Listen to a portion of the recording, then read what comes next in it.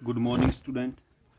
इससे पहले कि हमने देखा था कि पॉलिटिकल में हमने भारत और विदेशी संबंध के बारे में पढ़ा था कि भारत का पाकिस्तान के साथ कैसा संबंध रहा है, भारत का चीन के साथ कैसा संबंध रहा है और भारत का बांग्लादेश और भूटान के साथ किस प्रकार के संबंध रहे हैं।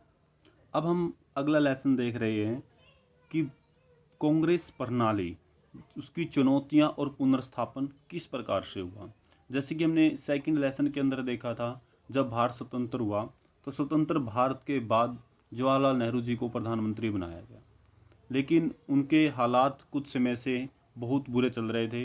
वो ज़्यादा बीमार चल रहे थे और एक समस्या पैदा हो गई थी, वो थी कि इनके जवाहरलाल नेहरू के बाद कौन नया प्रधानमंत्री बनेगा।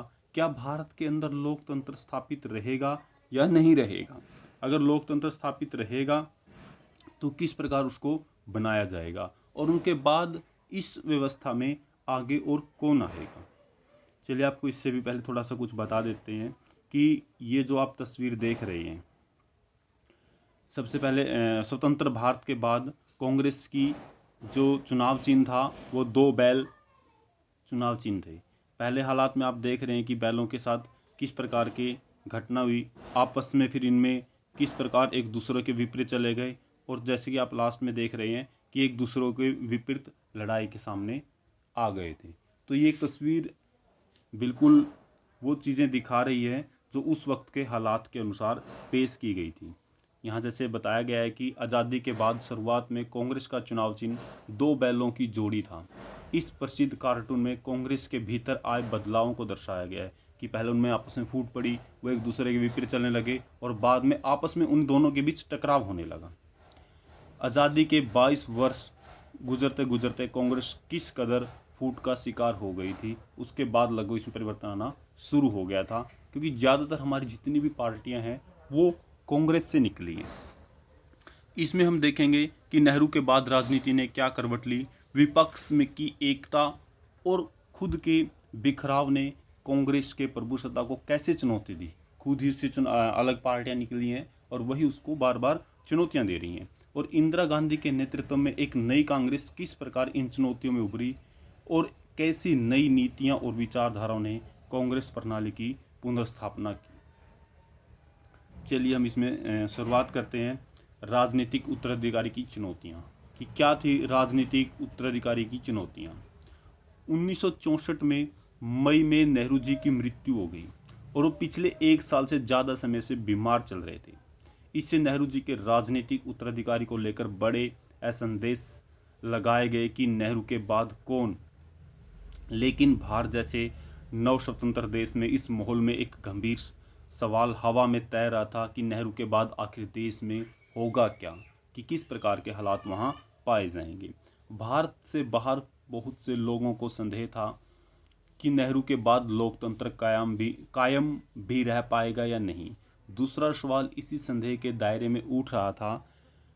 आकांक्षा थी कि बाकी बहुत से नव स्वतंत्र देशों की तरह भारत भी राजनीति उत्तराधिकारी का सवाल लोकतांत्रिक ढंग से हल नहीं कर पाएगा, कि भारत के अंदर इसके बाद लोकतंत्र स्थापित नहीं रह पाएगा। जैसे कि फ्रांस और कनाडा में ऐसी सूरत कायम हो तो वहाँ कोई भी लोकतंत्र असफल होने अथवा देश के फूट की बात नहीं कहता। हम भी आखिरकार इसमें इतने शक में क्यों पड़े हैं कि लगातार हमें असंदेह बना हुआ है कि अब नए हालात कैसे होंगे। असफल रहने की सूरत में भय था कि सेना भारतीय भूमिका में उतराएगी। इसके अतिरिक्त इस बात को लेकर भी संदेह था कि देश के सामने बहुविधि कठिनाइयां आन खड़ी होंगी। बहुविधि मतलब जहां बहुत सारी कठिनाइयां एक समय से ऊपर आ जाएंगी और एक नए नेतृत्व उनका समाधान खोज पाएगा या नहीं। 1960 के दशक को खतरनाक दशक भी कहा गया है। यहाँ क्वेश्चन बनता है कि 1960 के दशक को खतरनाक दशक क्यों कहा जाता है, क्योंकि एक तो इसमें हालात इतने ख़राब थे कि हमारे यहाँ जवाहरलाल नेहरू की मृत्यु हो गई, नया उत्तराधिकारी कौन आएगा, अकाल पड़ गया था, पाकिस्तान के साथ युद्ध हो गया था, इसलिए इसको खतरनाक दशक कहा गया था। क्योंकि गरीबी, गैर बराबरी, सांप्रदायिकता और अक्षेत्रीय विभाजन आदि के सवाल अभी अनसुलझे ही थे। संभव था कि इन सारी कठिनाइयों के कारण देश में लोकतंत्र की परियोजना असफल हो जाती एवं खुद देश ही बिखर जाता। तो इस प्रकार के हालात वहाँ बने हुए थे। लेकिन जैसे उनकी मृत्यु हुई तो उनके बाद नेहरू जी के बाद शास्त्री जी, लाल बहादुर शास्त्री जी यहाँ पर एक नए उत्तराधिकारी के रूप में, एक नेता के रूप में सामने आए। नेहरू जी के उत्तराधिकारी का सवाल इतनी आसानी से हल कर लिया गया कि आलोचक ठगे से रह गए। मतलब उनको अचंभित हुआ कि ये इतनी सारी कठिनाइयों को आसानी से कैसे हल कर लिया गया है। नेहरू जी की मृत्यु के बाद कांग्रेस पार्टी के अध्यक्ष कामराज ने अपनी पार्टी के नेता और सांसदों के सलाह मशवरा किया। उन्होंने पाया कि सभी लाल बहादुर शास्त्री के पक्ष में हैं। शास्त्री कांग्रेस संसदीय दल के वो विरोध नेता चुने गए और इस तरह वो देश के प्रधानमंत्री बने। शास्त्री उत्तर प्रदेश के थे और नेहरू के मंत्रिमंडल में कई सालों तक मंत्री रह चुके थे। उनको लेकर कभी किसी किस्म का विवाद नहीं उठा था। अपने आखिरी सालों में नेहरू ने उन पर ज़्यादा से ज़्यादा निर्भर होते गए थे। शास्त्री अपनी सादगी, सिद्धांत, निष्ठा के लिए प्रसिद्ध थे। एक दफ़ा वो बड़ी रेल दुर्घटना की नैतिक जिम्मेवारी स्वीकार करते हुए रेल मंत्री के पद से इस्तीफा दे चुके थे। शास्त्री जी 1964 से 1966 तक देश के प्रधानमंत्री रहे। इस पद पर बड़े कम दिनों तक रहे, लेकिन छोटी अवधि में ही देश में बहुत बड़ी चुनौतियों का सामना किया। भारत चीन युद्ध के कारण पैदा हुए आर्थिक संकट से उभारने की कोशिश कर रहा था। साथ ही मानसून की असफलता से देश में सूखे की स्थिति थी। कई जगहों पर खाद्यान्न का गंभीर संकट आन पड़ा था। फिर 1965 में पाकिस्तान के साथ भी युद्ध करना पड़ा था। इसके बारे में हम पिछले दिन में पढ़ चुके हैं कि हमने किस प्रकार से घटनाएं, युद्ध हुआ था, किस प्रकार के वहाँ की परिस्थितियाँ बन गई थी।